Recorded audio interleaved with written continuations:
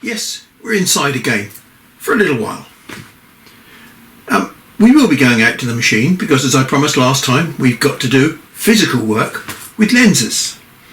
But today I've been semi-busy. I've been making a little focus measuring fixture.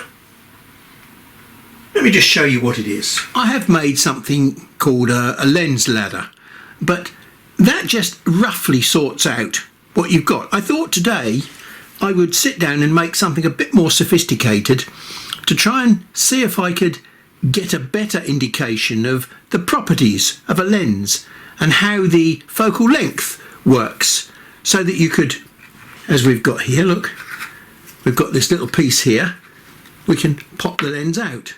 If I want to measure the focal length from the flat side of the lens, I'll put the flat side of the lens down and push it flat with that side of the material.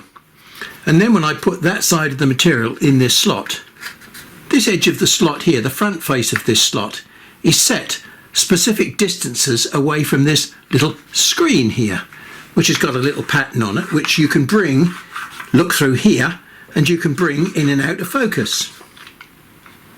Okay, now I was pretty pleased with it because it worked extremely well, but this is a 1.5 inch lens, and when I try and find what the ideal focus is for the 1.5 inch lens, I find that it's not just here at 38.1, but it's somewhere down here, at least probably 3mm less than what the focal length claims to be. Okay, I know that that is a 38.1 or 1.5 inch lens, but as this scale shows along here, there are only probably 5 easily commercially available lenses that you could buy or that you'd want to put in your machine. 25.4 is useless to most people. 38.1, inch and a half, is good. 2 inch, 2.5 inch, and 4 inch. Now, there'll be no mistaking which of these will come roughly into focus. As I said, even though my focus is here, which is, as I said, probably 3 or 4 millimeters short, so that's about a 34 millimeter focal length. They don't make a 34, so this must be a 38. So as an approximate gauge for determining which lens you've got, it works extremely well. And we've got one here for 20mm lenses as well, so you can put 18 or 20mm lenses in there and determine which way you want to use your lens. And if you want to turn it over, for example, and check what happens with the curved side, you can check the focal distance on the curved side of the lens, and that will be probably 1 or 2 millimeters different from what it is the flat side. So that's all very well, but it did bring up a problem. Why is it that this 38mm is not anywhere near 38mm? Why is it 34mm? And I thought, you know what? That's something I haven't even talked about to you guys. So there is another property of lenses which is related to this subject that we talked about last time, which is refraction. And I'm just going to talk about that, and it will explain why, when I look through here, I see this as a 34mm lens, but when I use it on the machine, it becomes a 38mm lens. I spoke last time about calculating the various refractive angles as light passes through a lens, and I didn't mention too much scientific detail about it, just the geometric detail.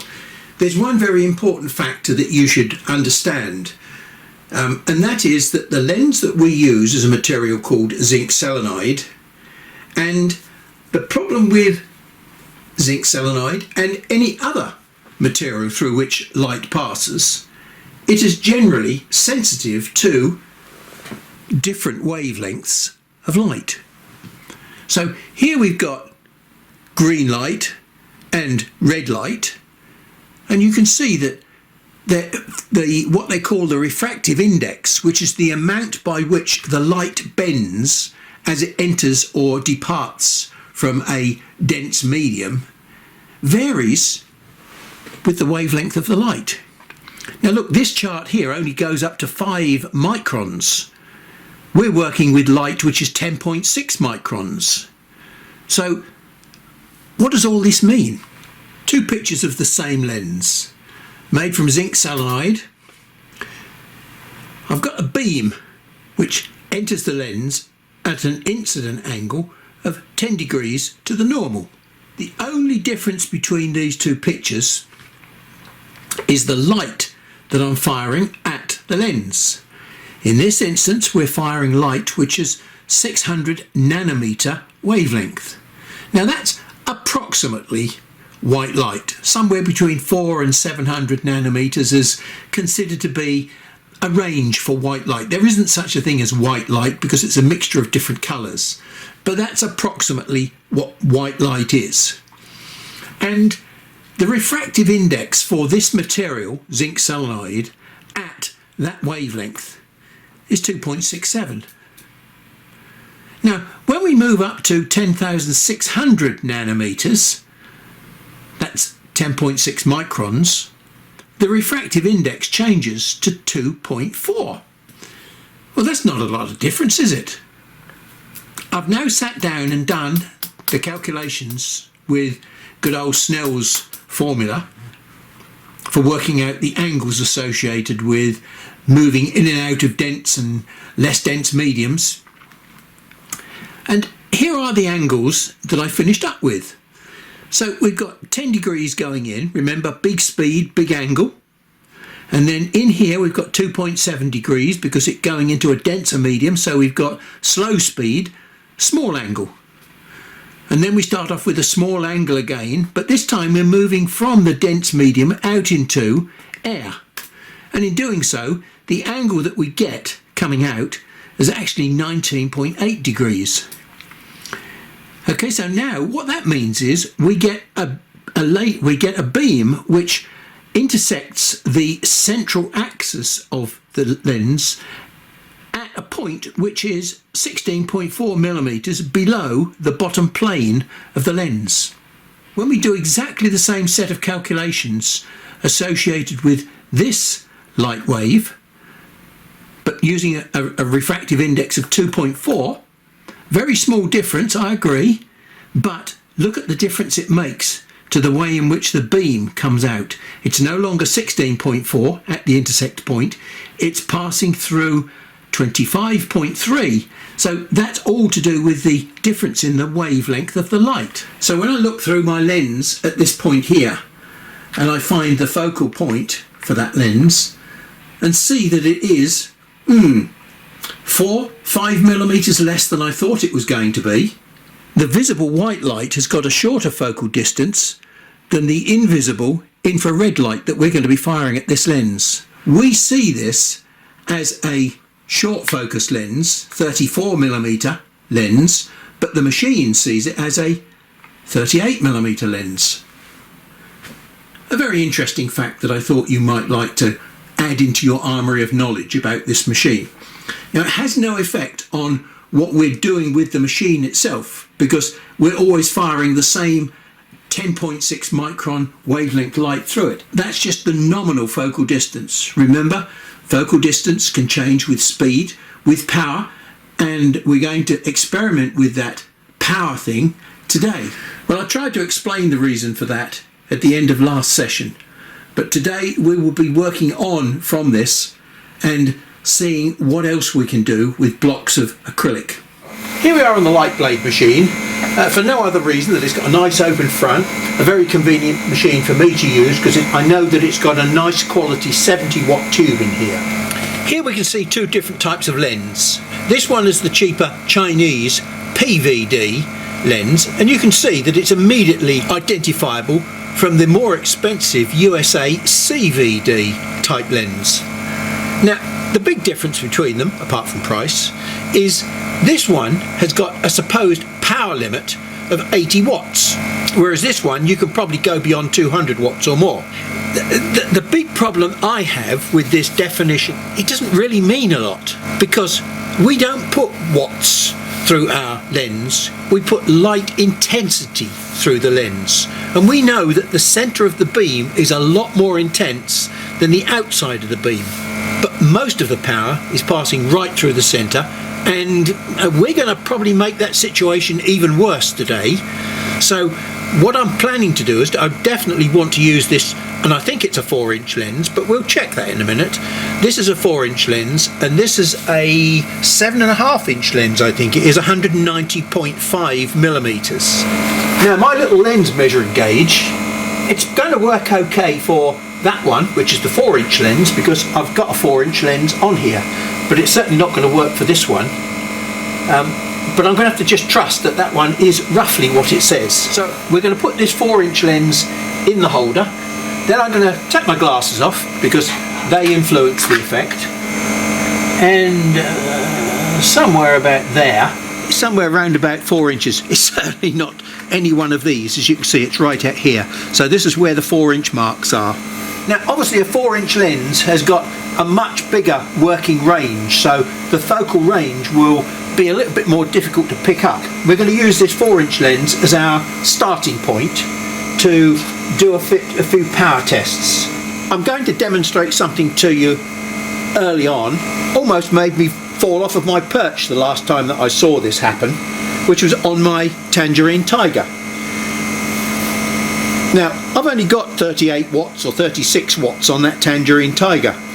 I've got 70 watts here to play with.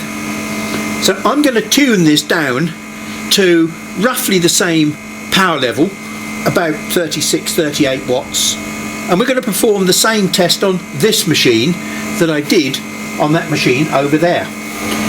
Now I've got a special nozzle here which has got a very large hole in it. It's somewhere in around about 8 millimeters, so that I can make sure that my beam passes through the hole without any obstruction.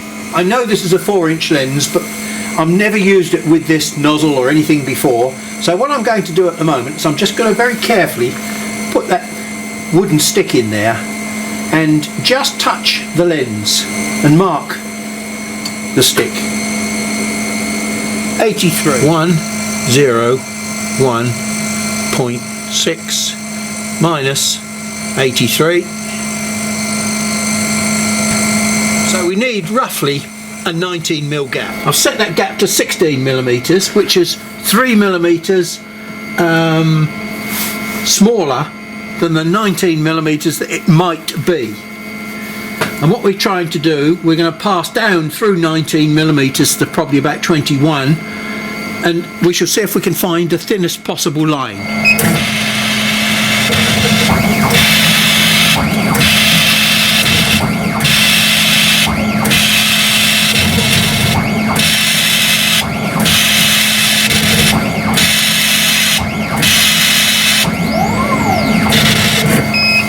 Shows you how wide a focal range a 4-inch lens has got, because to be fair there isn't very much difference between any of those. If I had to ask which was the thinnest one, well, I could say the middle, somewhere around about 4. So we'll assume that 20 millimeters is the correct distance for the focus. Okay, so I've got a block of acrylic here which is 8 millimeter thick and it's 25 millimeters tall. Now I've got it sitting in here and there's a little block of acrylic in the back there to hold it off the deck. And what we're going to do, we're going to set this gap here to 20 millimeters. Okay, now so we go to the keyboard, max power. Now I know that approximately 35, 38 watts, something like that, is around about 40% on this machine. Enter. And now I want to come down to ZU, where we shall find a function called laser set. Enter. And here we shall see that it says that it's on continuous at the moment. Well, I'm going to change that to manual, and I'm also going to change this number here to 999 milliseconds, is as near as I can get to 1 second, and that's the biggest number that I can put in there. So what will happen now is when I press the pulse button, no matter how long I hold that pulse button on for, whether it's a bip or I hold it on, I will get a 1 second burn for the pulse. That's it. Right, now I've brought you in close to the action so you can see what happens when I press the pulse button. 35 watts, 4-inch lens, 1 inch thick, and it's gone right through. We've got half a second, 500 milliseconds. Let's do the same thing again.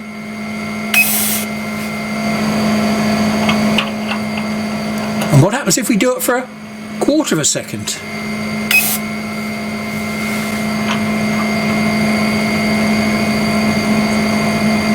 It's not quite made it through.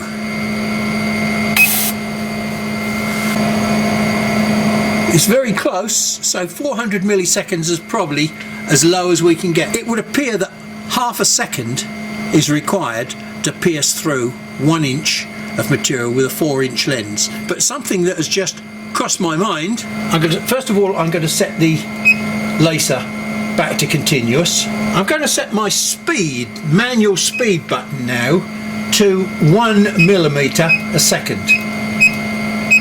Why? Well look, I can pierce through that material in 1 second.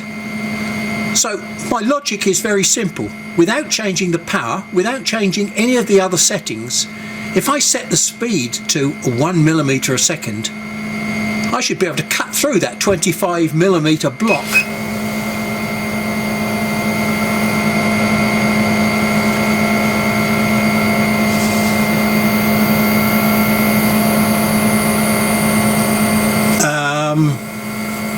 I hope you're watching this carefully.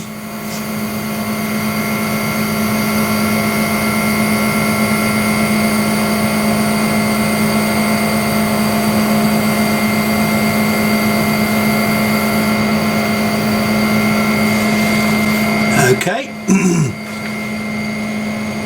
What do you think we've done? Well, I can see that there's some liquid that's solidified in the bottom there, but if I get to it reasonably quickly, so look, the liquid phase solidified and stopped it falling apart.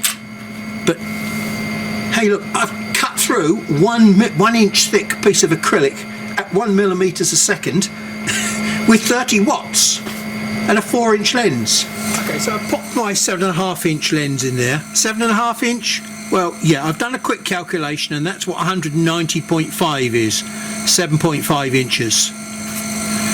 Okay, I've also measured the depth from the nozzle here to the lens inside, and it came out to 92 millimeters. When we do that calculation, we get an answer of 98.5. Well, am I lucky or not? I've got a piece of MDF there that's 98 millimeters wide. That's a perfect gauge. So we'll just do the same sort of test again. There we go, that's good enough. This is 7.5 inch lens, 30 watts or 35 watts for a 1 second pulse. Absolutely phenomenal, isn't it? So how come with so little power and 7.5 inch lens I can still burn a parallel hole through 25 millimeters of acrylic? 4-inch lens ran out of power roughly at about half a second. So let's reduce this to half a second time.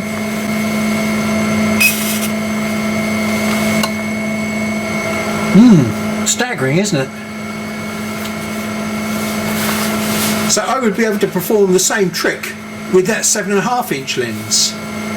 You'll remember how my slight concern was whether or not I was going to over stress this 80 watt supposed limit on a PVD lens by putting it underneath a 7.5 inch lens. But I think I'm going to do exactly the opposite at the moment. So I'm going to put this 4-inch lens above the 7.5 inch lens, because I think the 7.5 inch lens has got, at the bottom, has got a much higher chance of being enhanced because it's flatter. And if you remember, flatness of the lens is the thing that allows power to run right through the centre of the lens. Okay, so I've got my 4-inch lens in the back there now, and I've got my 7.5 inch lens in the front. So I've just turned my pulse back to continuous. What we're going to do now is just see if we can find out where the focal distance is approximately in this very crude method. There we go, look, we can see we've got a big hole, big pulse, big, it's getting smaller. Wow. Wow. Goodness me, I have shortened that. I've got a 7.5 inch lens in the bottom there, and I'm probably about 20 millimeters away at the moment. We can now use my focus test to try and find the answer to that question. 13 millimeters.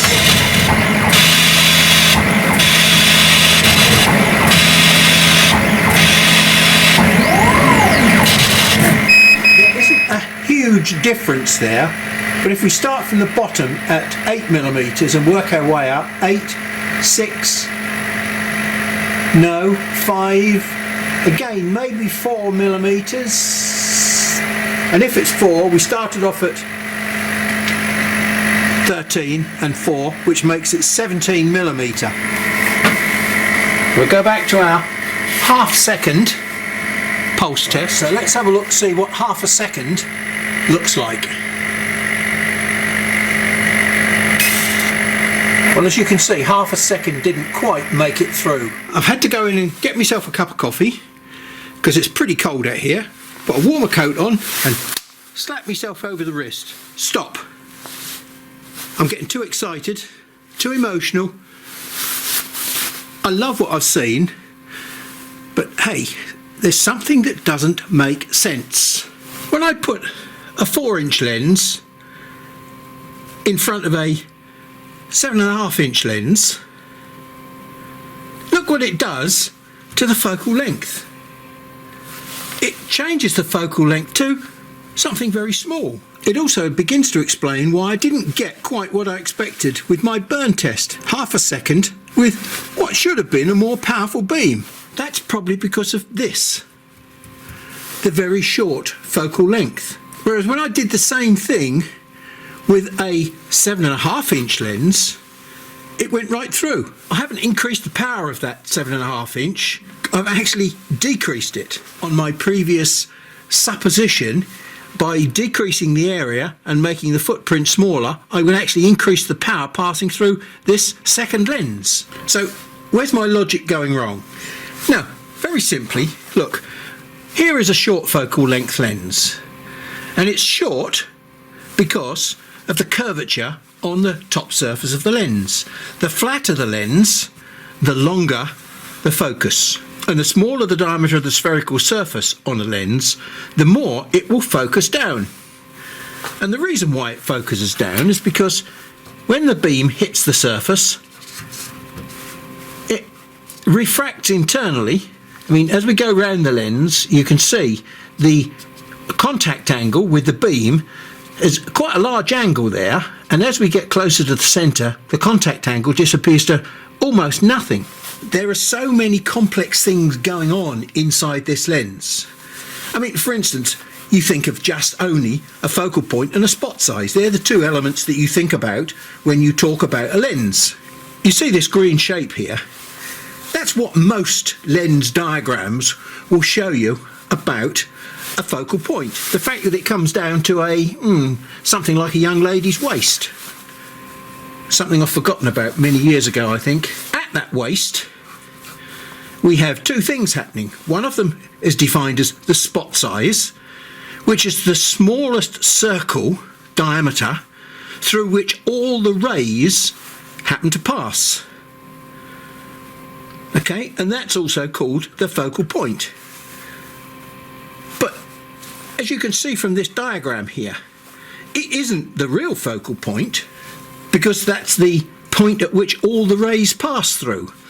Look, the focal point for these rays that come down the centre is here. The focal point for the rays that come down from the outside of the lens is here. So we've got, as I've talked about many times before, a whole range of focal points within the lens itself. So most people stop thinking about a lens at that point there.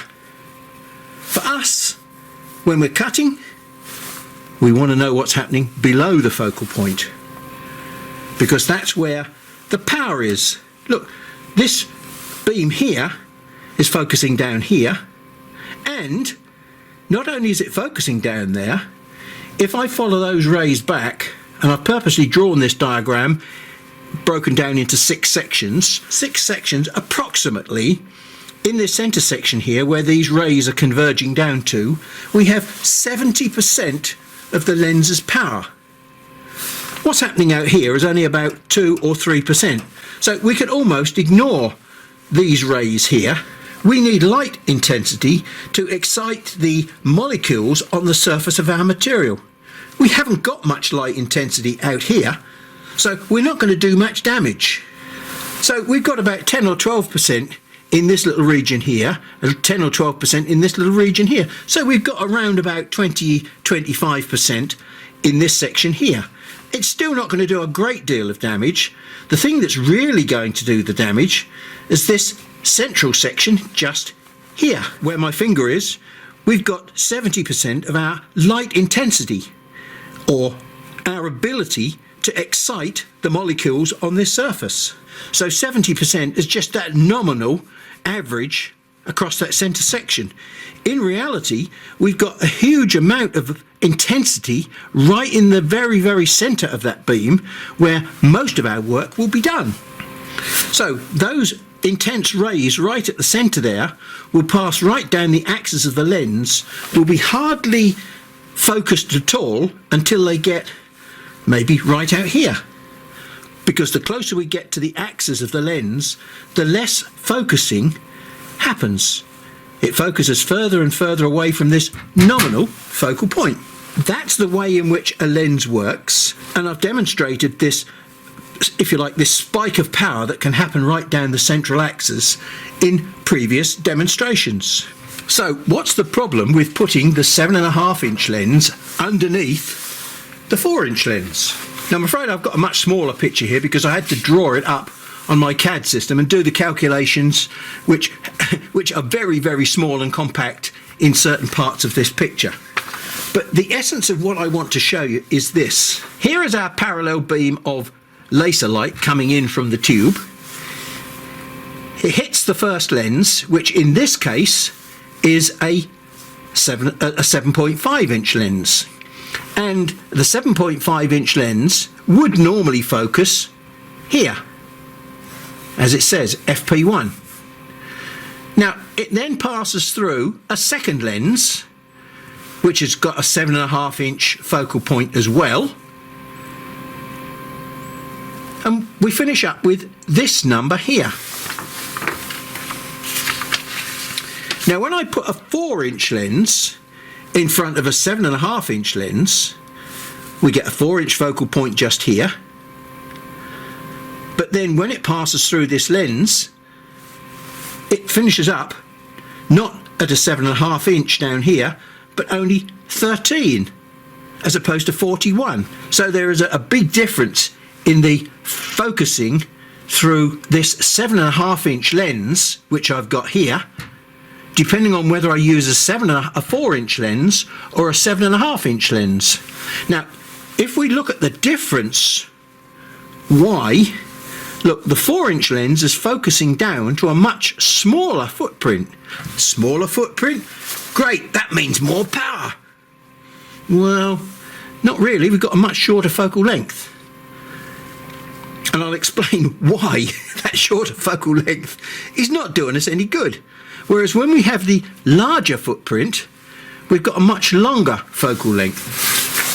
So here's what they look like when they're enlarged. We've got the same lens in both situations. They're 7.5-inch lenses. But look at what happens to the angle of approach of the beam. In this instance, the angle is quite steep, if you see what I mean, whereas in this one it's much closer to the parallel rays of light that we had entering originally. This one has got a much larger footprint. This is where, as I said, it gets very complex, because we're now back to trying to see how much of this power, this intensity, we can squeeze through this footprint. It's going to be the same shape through both of these, but what's going to happen is more of this high power is going to be focused down to a shorter focal distance, and that's not what we want. We want to keep this high power as long a focal distance as possible. And to be honest, it may well be that a 7.5-inch lens on its own does a better job than a compound lens. So that's what we're going to have to find out, because what we're really interested in trying to do is squeeze as much of this high intensity power through the centre of the lens so that it doesn't get focused until a long way out from the lens. So the smaller the footprint and the quicker the focus, if you like, the smaller proportion of this power that we're actually going to let through the centre of the lens. It's going to get crossed over and filtered out before it has a chance to get any further away from the lens itself. Now this one looks as though it's able to do a much better job, because we're getting much closer to parallel entry rays. Is this going to be better than a 7.5-inch lens on its own? Don't ask me. You're looking over my shoulder at me learning. So hopefully we'll find out before the end of this session whether or not my thoughts on this are correct or total rubbish. Now, we're just setting up the 7.5-inch lens, and I thought I would just point this out to you. Can you see how that shape there, the lights, which should be a straight line, are actually curved? That means that that's dished. And when I turn it over, they go the other way. So you can clearly see which way the lens should go. This is obviously a meniscus lens. So they're not plano convex as I expected, but hey, it's not a problem. If we know what we've got, that's fine. To put this meniscus lens in here, what I've done, I've put another ring in the top there to act as a backstop. You can see that the threads go a long way down. Right, well, I don't want it to go a long way down. I want the lenses as far apart as possible. Now I'm going to do something similar on the bottom. So I'm going to wind that lens ring in there 6 or 8 millimeters, putting the lens on top, and then I'm going to put the nozzle. Oh dear, that nozzle's no good, is it? Because that's a that's a 7.5-inch lens. That's not going to come through there, is it? So I'm going to try and clamp the lens in place with the nozzle, and the answer is no, I haven't. So I've got to raise the clamp ring up, and there we go. I've now clamped the lens in as far as it will go. Now let's just check where that focal distance is.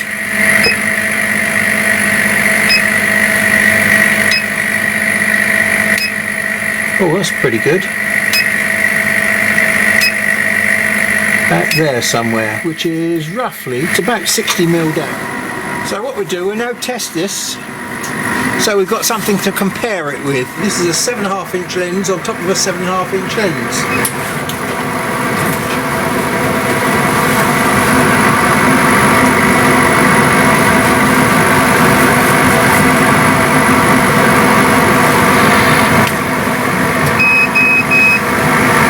So that's 8, 10, 12, 14 millimeters a second. I think we'll try and set the focus a bit. Well, the 7.5 and 7.5 didn't work particularly well, so we're just going to try the 7.5 on its own. I mean, 6, 8, 10, maybe 12, but I think probably being realistic it's 10. I mean, it's not going to be particularly fussy because it's such a long focal length. So that's about 7.5 inches, give or take maybe a millimetre. 6, 8 and 10. just about, but who would want to cut with that much mess? Pretty rubbish as a 7.5-inch lens. This is the 4-inch lens underneath the 7.5-inch lens.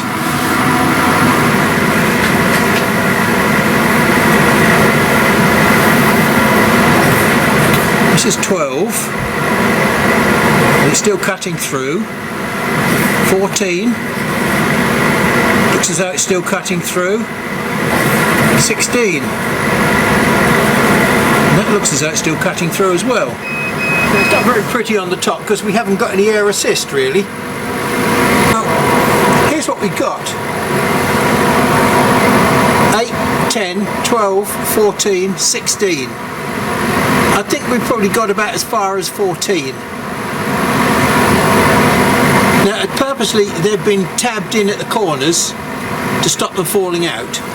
But if I take that one out, I mean, that's not a bad cut. That's quite a nice clean cut. 14mm a second. Well, we didn't have a PVD lens last time of any sort. We only had the CVD lenses, and to be fair, the most we got under certain circumstances was 10. And typically, I would say, on average, I would give that an 8mm a second. 6. And then I changed it to 7 because I knew we'd be getting towards the limit here. And then the next one is 8. And I didn't think we'd get much further than 8 if we go for 100% improvement.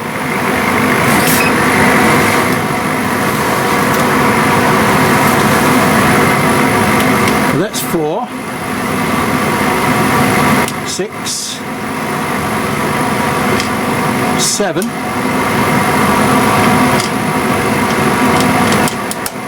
8. It's just caught up on that little recut just there. 4, 6, 8. We've got to 8 this time as opposed to 6. We can be lucky. I found one piece.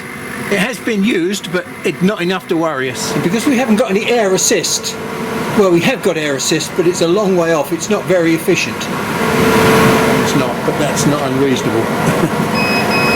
4, 6, 7, 8. Just 9. So how does that compare with last time? Well, look, it's 4, 4, 4, 4. We've now got that up to 9. That seems a pretty good combination. A 7.5-inch lens over the top of a 4-inch lens. Well, I think this is a very convenient point to stop. We've basically proved today that there is definitely some advantage to be had from a compound lens setup. Now, we'd already seen this and proved this on other tests as well. So this is just a basic outline, and what I'm saying is I've got all sorts of combinations of lenses, this way, upside down, back to front, inside out, and all sorts of lens combinations. I mean, I've got a 4-inch over a 4-inch. Whether that's going to do anything, I can't say. But we've got 4-inch over 2.5 and 4-inch over 2. We've seen this one working before, I believe. So there's lots of hope here, but somewhere in the middle of all these patterns, I'm very confident we shall find a super combination that will enable us maybe to consistently double the performance of a lens. Now, my gut feeling is that it will be a 2.5-inch combination, which gives us the best performance. But hey, I'm guessing. We found that if we put a 7.5-inch over a 4-inch, we actually got a better result. Putting the 4-inch over the 7.5-inch was total rubbish, as we found out before. I think we're going in the right direction with our approach. I've just sent a request off to Cloudray, for example, for a 7.5-inch Plano convex lens, because the only thing that I've got to play with at the moment is a 7.5-inch meniscus, and I think that I'm going to get actually a better result out of a 7.5-inch Plano convex. So time is going to move on, but in the background I'm going to be carrying out some of these tests and filling in this chart. So there'll be quite a few other things happening in between before we get to part 3. Thanks very much for your time, and I'll catch up with you in the next session.